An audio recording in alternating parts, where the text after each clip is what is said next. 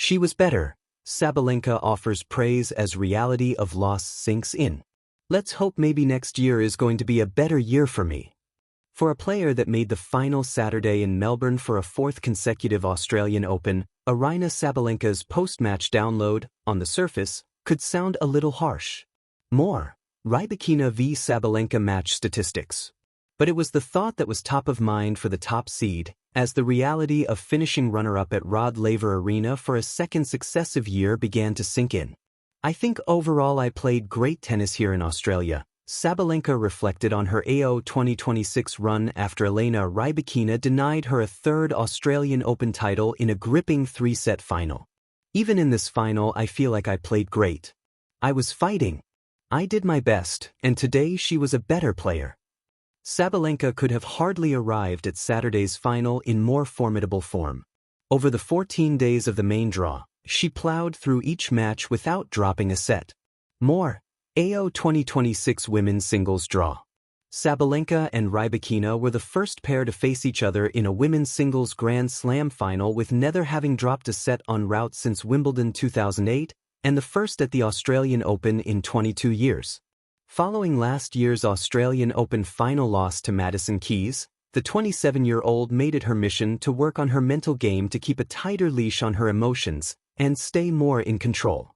The rest of last season was a testament to her efforts. The 2025 season saw the Tiger, as her fans so fondly dub her due to the tiger tattoo etched on her forearm, add another 4 singles titles to her name: the US Open, Madrid, Miami, and Brisbane International. For Sabalenka, each match is a fresh opportunity to play. She doesn't keep tabs on her own scorecard. I take each loss individually because I feel like, obviously it was different players almost every time and different problems that I was facing during the match, different mistakes, she said. Some of them were great matches, I played incredible. So I guess I take it individually. While Sabalenka didn't get to hoist the Daphne Accursed Memorial Cup this time around, her optimism in the aftermath is another nod to the work she's done towards her mental strength and resilience. You know, today you're loser, tomorrow you're winner. Hopefully I'll be more of a winner this season than a loser. Hoping right now and praying, she laughed. AO 2026 was Sabalenka's 8th career Grand Slam final and her 4th consecutive appearance in the Australian Open final. As only the 3rd player in the Open era to do this is a feat in itself. But at a night that ended with her searching for silver linings. Even in this final I feel like I played great. I was fighting. I did my best, and today she was a better player. I feel like overall, the match was much better than last year's 2 finals I lost, she said, referencing her defeat in the final at Roland Garros after her loss to Keys in Australia. Level-wise and decision that I was making and the way that the mentality was throughout the whole match that I was still there, I was ready to fight. I knew that she's not going to give it easily to me. So, I think overall I made huge improvement on that, and I still lost it. But it's okay. I feel like I'm moving towards the right direction. Looking ahead to the rest of her 2026 season and beyond, Sabalenka shows no signs of slowing down. My ambitions are still the same. Keep fighting, keep working hard, keep putting myself out there, and try my best if I'll have another chance in the final, she said. Just go out there and do my best. Then just try the same, Try to see how many of titles I can get. She was better, grace through defeat.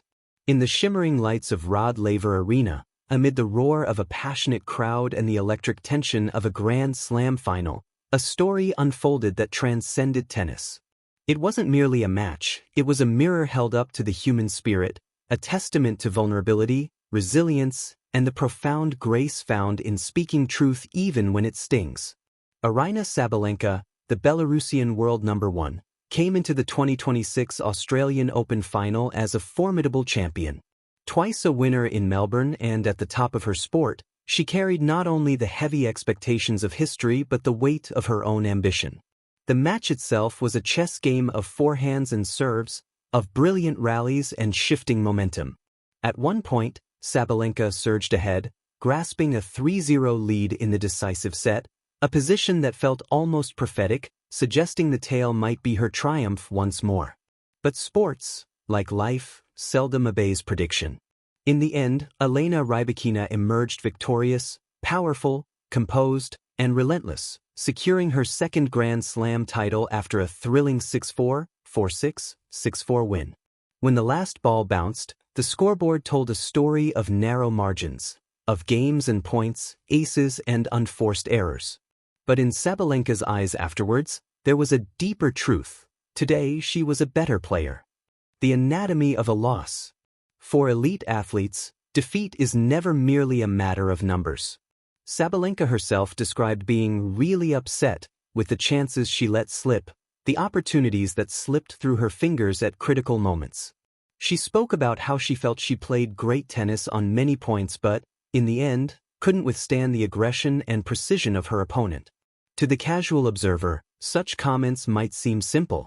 But to the world's best, they carry layers of introspection, a recognition of what could have been, a lament for what was lost, and, fundamentally, a candid acceptance of reality. Today she was a better player. Those 5 words are straightforward, yet they are also profound, not as an admission of defeat but as an acknowledgement of beauty, excellence, and another's moment to shine. In a sporting world where pride often battles humility, such honesty is rare. Beyond winners and losers. In the wake of the match, Sabalenka's remarks became a study in complexity. She expressed disappointment, of course, but not bitterness. There were no excuses about weather, luck, or unfair calls. There was no denial. Instead, there was a quiet reverence for a performance that deserved its place in history. This kind of grace, to see another's achievement clearly and acknowledge it, is perhaps the hardest lesson in sports and in life. Athletes live in a world obsessed with margins and measures. Success is praised, failure often mocked. Yet in truth, elite performances exist on a continuum. One might lose today but learn, grow, and return stronger tomorrow. Sabalenka's reaction echoed this ethos. She spoke of fighting until the final point, of taking the match for what it was, and giving credit where it was due. She was better, a statement of respect. When someone in competition says, "She was better today," it's more than a tactical analysis of form or statistics. It is a decision to respect an opponent, not grudgingly, but fully.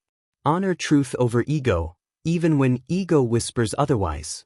Recognize that excellence can belong to others, and that doesn't diminish one's own worth. This sentiment becomes all the more powerful when spoken by a fierce competitor like Sabalenka, a woman who devours winners, whose intensity is a defining trait of her game. She could have deflected blame, dissected every detail to justify the loss, or found solace in external factors. Instead she looked